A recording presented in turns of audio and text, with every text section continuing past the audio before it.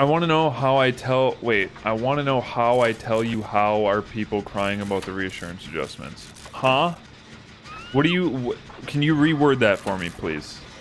But, yes, RIP reassurance. RIP reassurance, chat? RIP. It's already dead. They didn't even bring out the perk and they killed it. Obviously, they didn't kill it, but I'm being a bit dramatic, I understand. Okay. Or you can just be a moth. Flashlight's OP, baby. Flashlight's OP.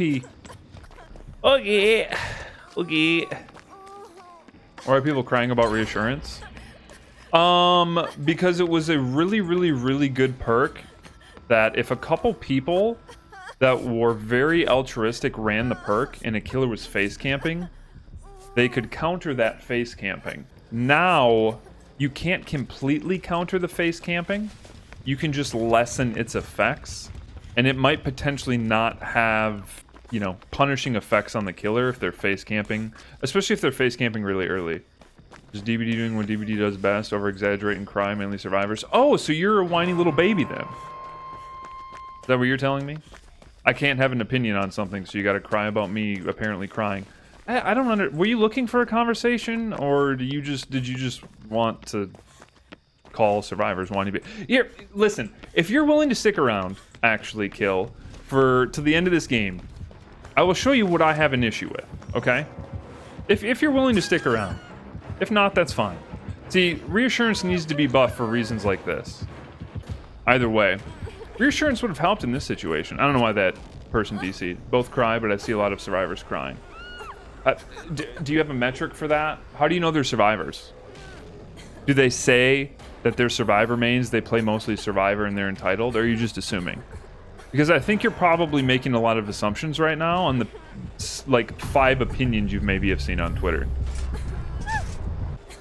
If you want to stick around for 3 minutes, I'll show you what I'm upset about, Kill, if that's fine. But if you want to go, that's also fine. I don't really care. My day goes on.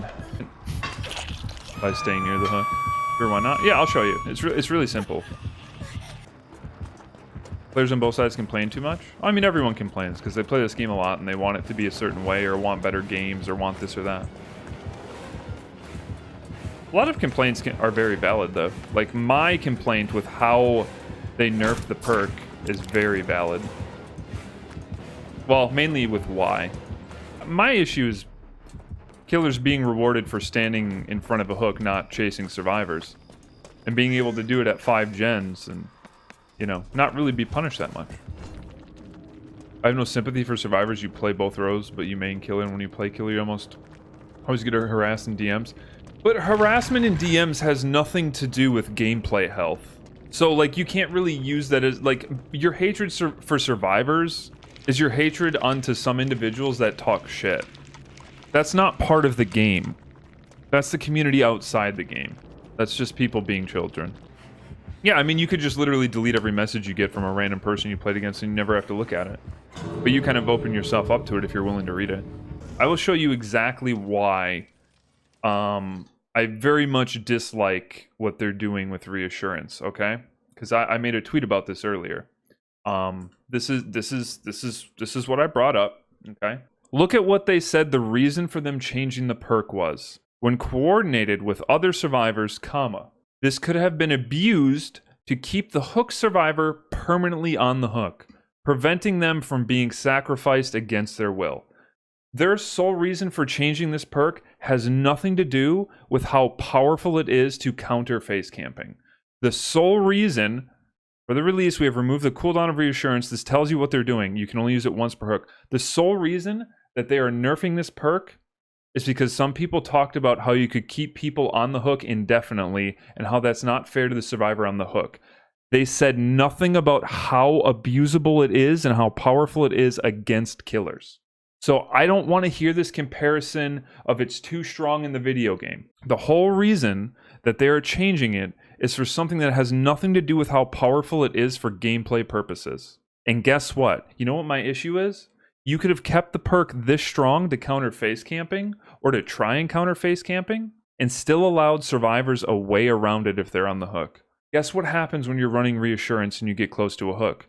A new button appears on your screen. For mouse and keyboard, it's F. you can press F to pause the hook. Why, as the person on the hook, could you not press or hold F to turn off the reassurance that somebody activates for you? If you don't want the reassurance perk, you could just as easily deny it on the hook. Now, when you're first phase, you can attempt Kobe, which will put you into second phase. Now, the issue that some people say is if 2 or 3 survivors are running it, and you're in second stage, they can keep you there forever.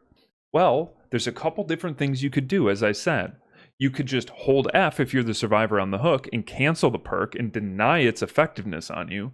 Or they could keep the skill checks running. And if you miss 2 in a row willfully, you just die and go on to the next game. They're nerfing the perk on the basis that it could be abused onto other survivors. You could change the perk so it's not abusable in the way that they're referencing. So instead of keeping the perk in the game the way it was that they intended, and the way that you could use it to counter face camping, if you have 2 or more of them, by the way, not on the hook. You can't just have one. I guess one could keep a survivor on the hook for a few extra minutes, and you'd have to be close. But if you have 2 or 3 other survivors that have it and aren't on the hook, the way it was on PTB, you could completely counter the face camp. Now, between this whole update that happened weeks ago for Killer, you can barely do anything to make it not going to better happen. than it was before. Red, what is happening? What is I'm having a spiel here. Huh? What is happening? Oh, homie.